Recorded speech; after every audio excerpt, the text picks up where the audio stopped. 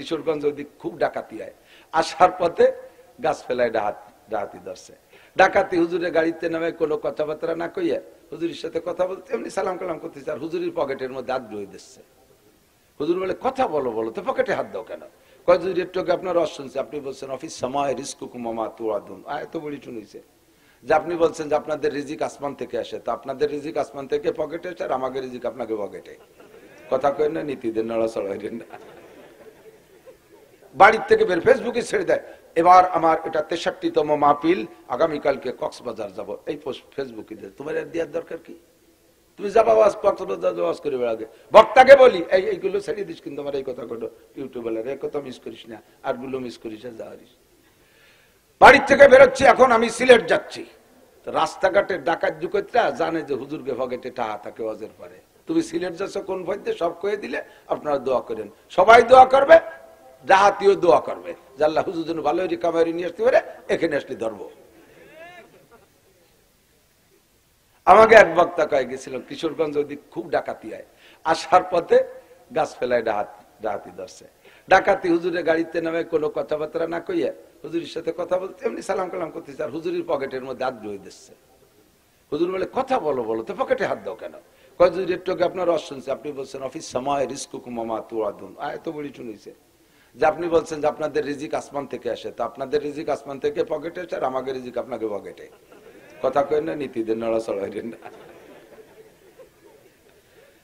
তুমি ভাইরাল হওয়ার জন্য যা করছো ওটা তোমার ওই ভাইরালে তোমার বিড়াল বানায় ছেড়ে দেবে। কথা কান মাম্বানা মসজিদান লিল্লাহ বানাল্লাহু লাহু বাইতান ফিল জান্নাহ, যে ব্যক্তি আল্লাহর ঘর মসজিদ বানাইয়া দেয়, আল্লাহ তার জন্য জান্নাতের মধ্যে বিশাল ঘর বানাইয়া দেয়।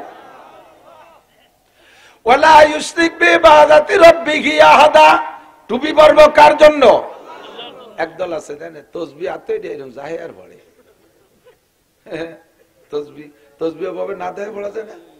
তসবিহ পকেটে থাক, পকেটের মধ্যে হাত দিয়ে যে তসবিহ আছে, পকেটের ভিতরে হাত থাকবে, আস্তে আস্তে ওর মধ্যে গোনেন। কথা কছে মালেক ওদিকে পড়তি তালেই রয়েছে, চা খাইছিস মালেক?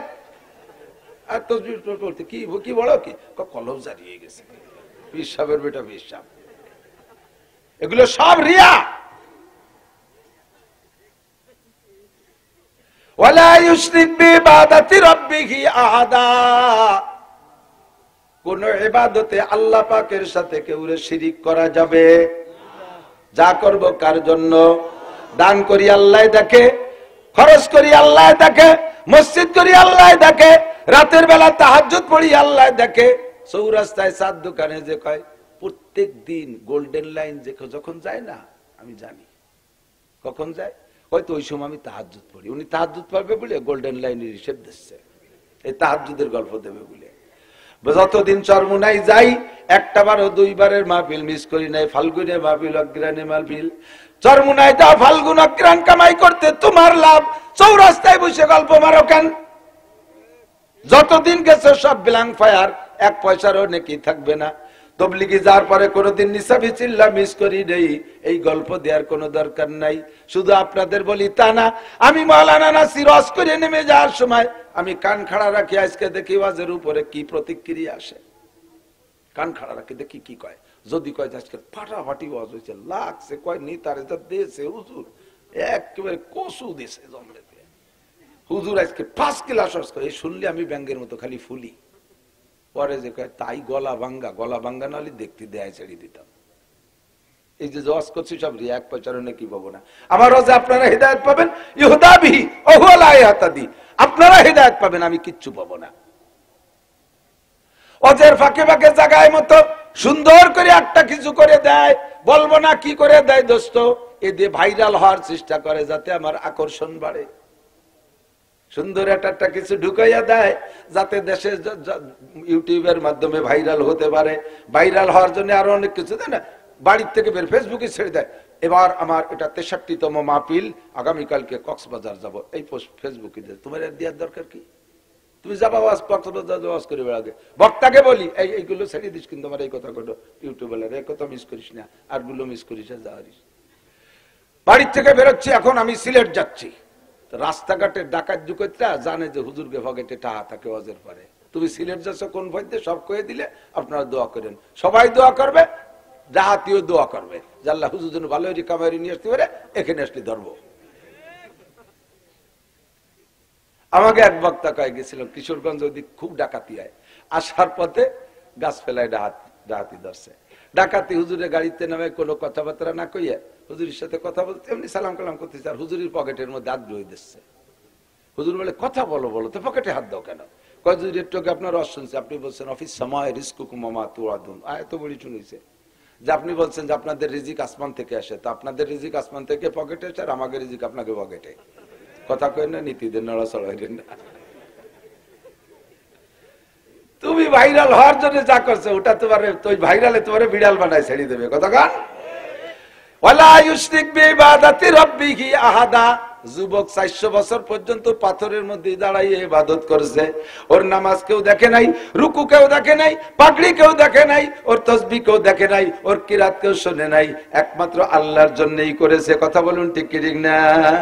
ঈসা আলাইহিস সালাম আশ্চর্য হয়ে বলে, আল্লাহ আমার জানা মতে আদম সন্তানের মধ্যে এত বেশি নেকিওয়ালা মানুষ যায় নাই, আর মনে হয় কিয়ামত পর্যন্ত এত বেশি নেকি কামাই করেওয়ালা মানুষ জন্ম নেবে কিনা আমার জানা নাই। ঈসা আলাইহিস সালাম বললেন, আল্লাহ পাক বলেন, ঈসা তুমি এই যুবকের ইবাদত আর নেকিতে ঈর্ষা করছো, আশ্চর্য হচ্ছ? জি আল্লাহ আশ্চর্য হচ্ছি। আল্লাহ পাক বললেন, এর চেয়ে বেশি নেকিওয়ালা মানুষের খবর কব?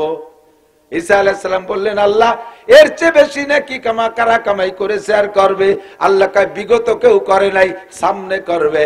তোমার পরে যেই নবী আসবে ইসমুহু মুহাম্মদ ইসমুহু আহমদ, মুহাম্মদ আহমদ রাসূলুল্লাহ সাল্লাল্লাহু আলাইহি ওয়াসাল্লামের উম্মতের জন্য প্রত্যেক বছরে রমজান মাসে একটা রাত দেওয়া হবে, ওই রাতটার নাম হলো লাইলাতুল কদর।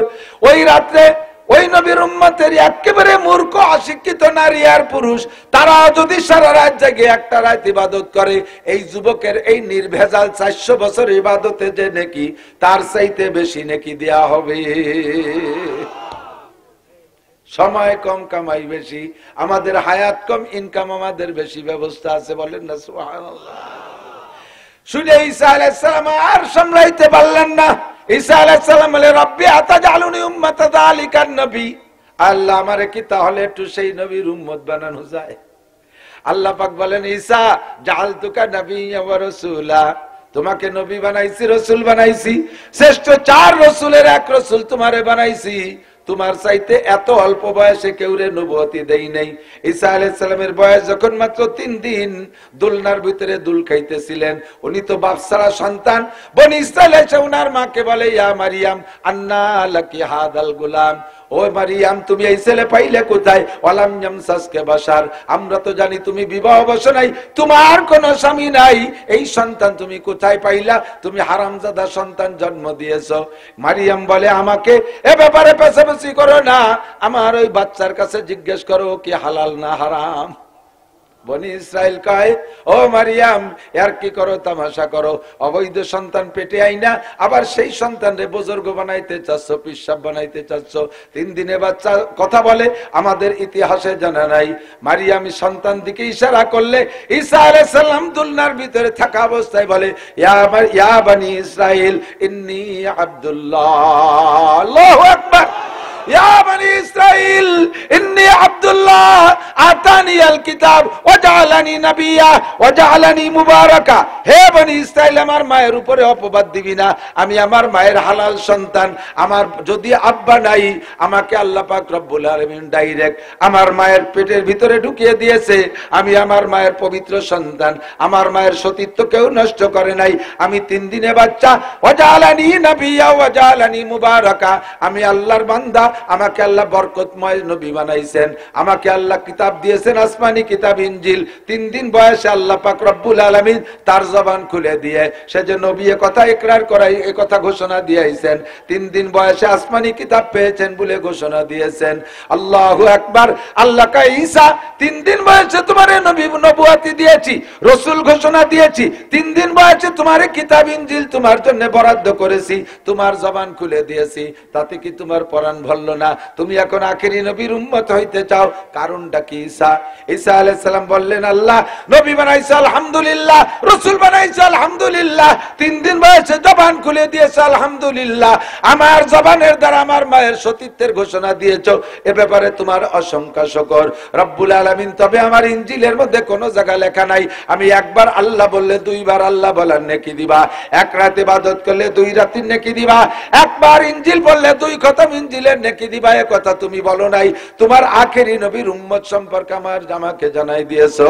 এই যুবকের 400 বছরের ইবাদতের চাইতে তাদের এক রাতের ইবাদতের দাম বেশি, লাইলাতুল কদরের দাম এত বেশি, আমি সেই রবে একটু সেই নবীর উম্মত হইতে চাই। আমি উম্মত হইলে এই নেকিগুলো আমি কামাই করতে পারবো।